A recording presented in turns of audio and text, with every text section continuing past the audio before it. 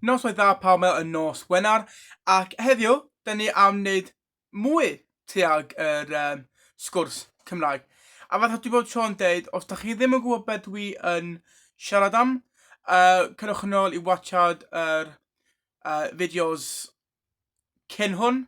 Nith o deud bod dim iddo chi, a wedyn ewch chi gwybod beth dwi'n siarad am.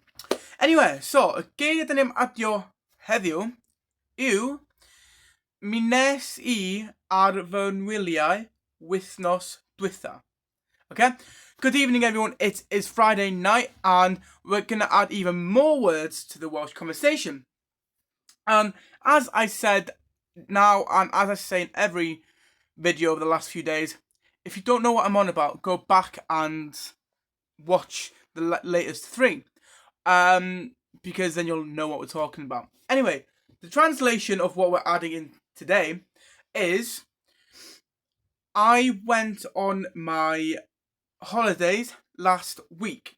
And that in Welsh is mi nes I ar fy wyliau wythnos dwytha.